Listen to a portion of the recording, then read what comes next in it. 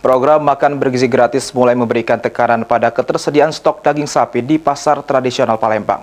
Pedagang menilai pembelian dalam jumlah besar untuk kebutuhan program tersebut berdampak pada pasokan serta pergerakan harga daging sapi.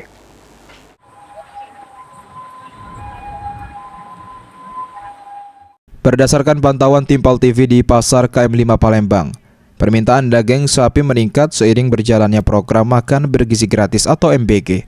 Pedagang daging sapi Acong menyebutkan, pembelian daging untuk program tersebut dilakukan dalam jumlah besar. Dalam satu hari pengambilan daging dapat mencapai sekitar 200 kg, dengan pengambilan rutin di kisaran 135 hingga 140 kg. Kondisi tersebut membuat stok daging sapi di tingkat pedagang cepat berkurang meski pasokan dari rumah potong hewan atau RPH masih tersedia.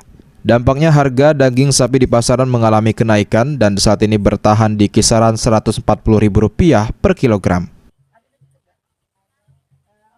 Karena MBG itu pengaruhnya besar, karena aku sekali dia ngambil banyak. Ini dia aku kena MBG hari ini 200 kilo.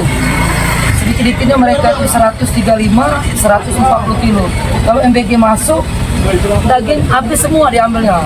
Jadi kita itu disitulah stok akan kekurangan untuk menghadapi ini. Apabila MBG masuk dengan total semua diambil semua ini, stok itu sangat kurang.